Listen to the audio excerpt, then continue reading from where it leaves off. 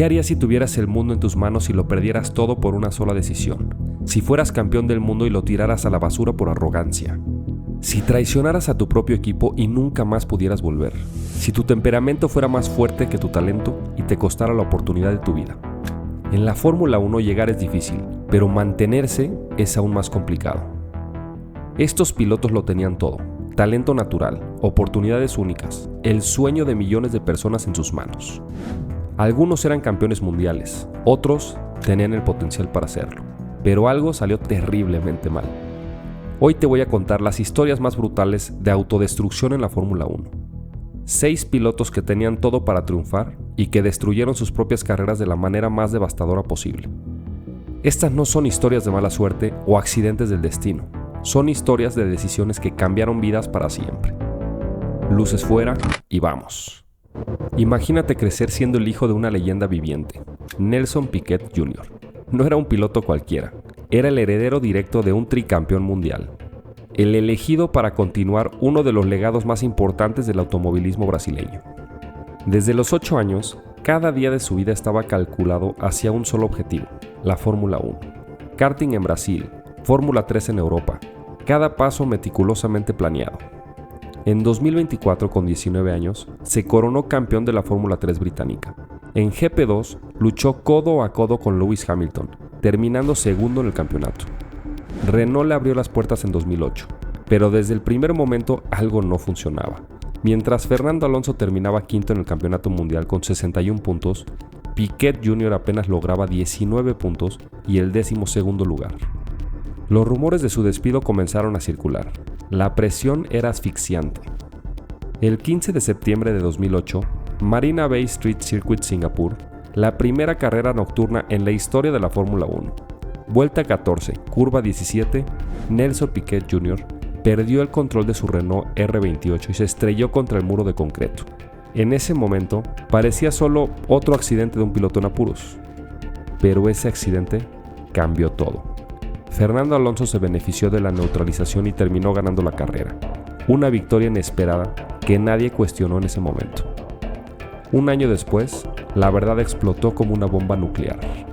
Agosto de 2009. Renault había despedido a Piquet Jr. después de solo 10 carreras, sin asiento, sin futuro, sin opciones.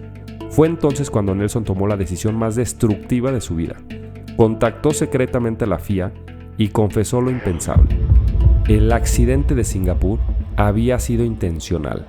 Órdenes del equipo para beneficiar a Alonso. Crashgate lo llamaron. Se convirtió en el mayor escándalo de la historia de la Fórmula 1. Briatore suspendido indefinidamente. Simons por 5 años. Renault con suspensión condicional. Pero el precio más alto lo pagó Piquet Jr. A los 24 años, su carrera había terminado para siempre. Dijo que estaba en una posición muy difícil y que no tenía a nadie cuidando sus intereses. Pero el daño ya estaba hecho. El hijo del tricampeón se había convertido en el piloto que traicionó a su propio deporte. Si hay una historia que demuestra cómo la arrogancia puede destruir un legado, es la de Jacques Villeneuve.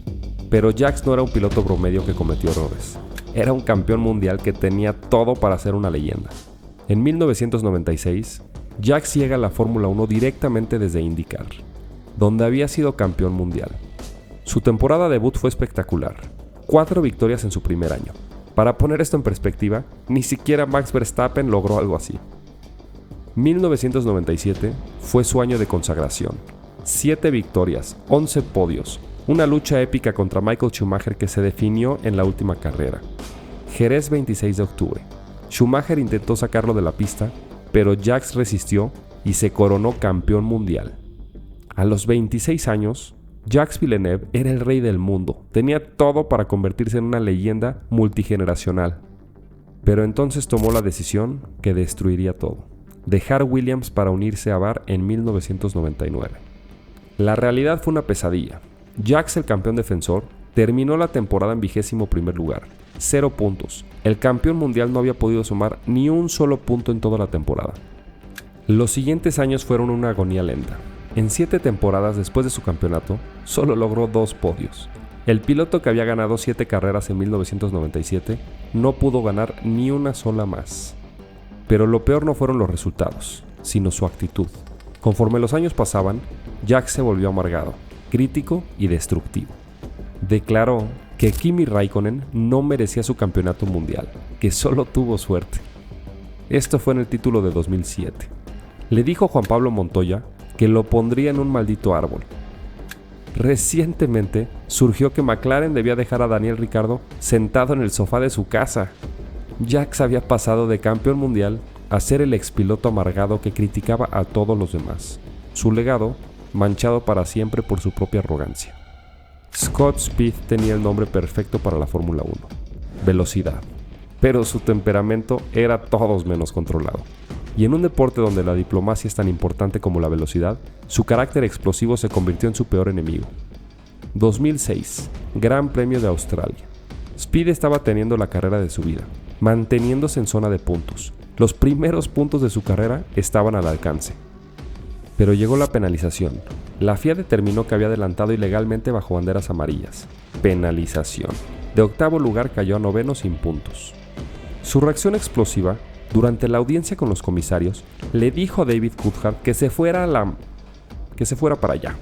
Multa de $5,000, pero eso era solo el comienzo.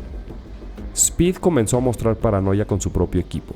Cuando revisó los datos y descubrió que el motor de Lucy está a 5 grados más frío que el mío otra vez, alguien va a pagar. Declaró eso públicamente. Era una acusación grave contra su propio equipo. En 2007, después de otro accidente en condiciones mojadas, Speed tuvo una confrontación física con Franz Tost, el director del equipo. La relación era irreparable. Speed decidió hacer público su conflicto.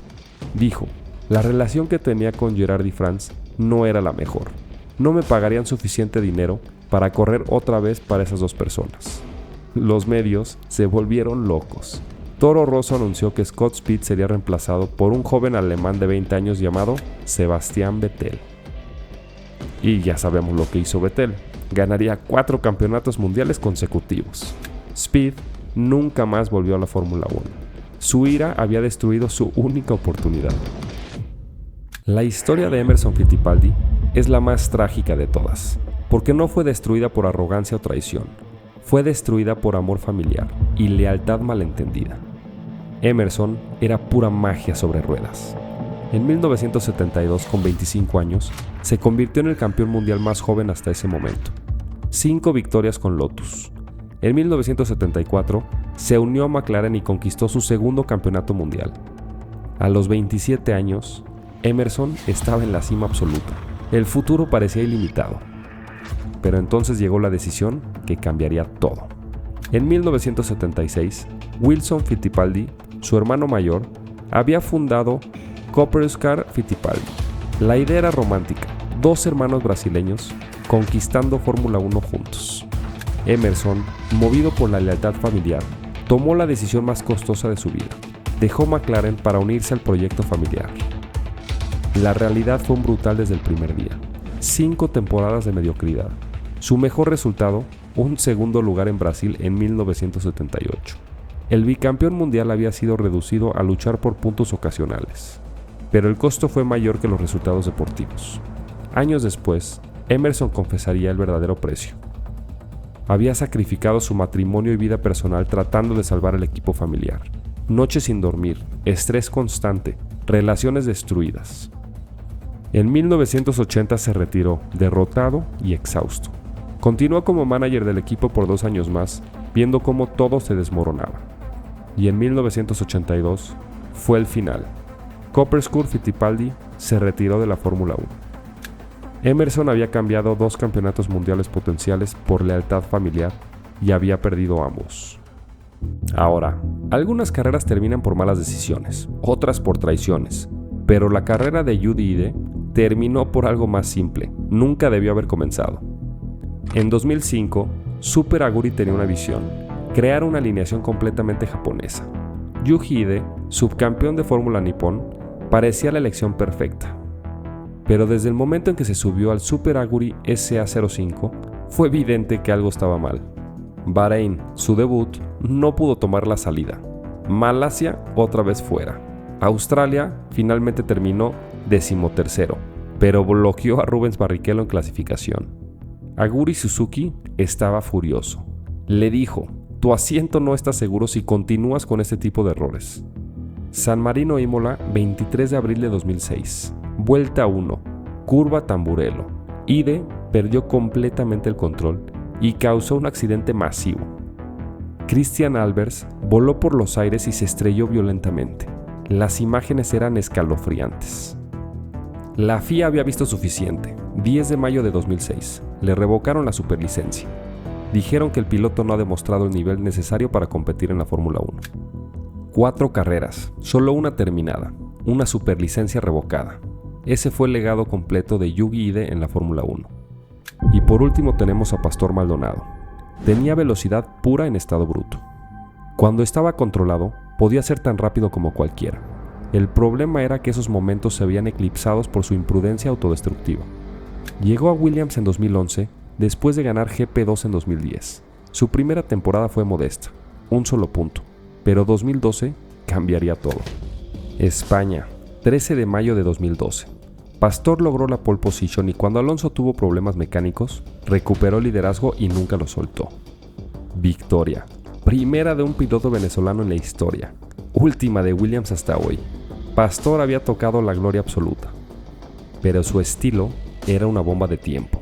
Solo 2 semanas después, Mónaco, vuelta 69 de 78, luchando contra Hamilton, se tocan. Hamilton se va contra el muro, la carrera de Hamilton había terminado. Los accidentes se multiplicaron: Silverstone, Spa, Singapur.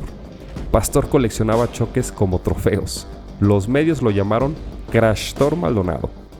Las estadísticas eran brutales: 32 abandonos en 95 carreras, una tasa del 33.7%. 1 de cada 3 fines de semana terminaba fuera de la carrera.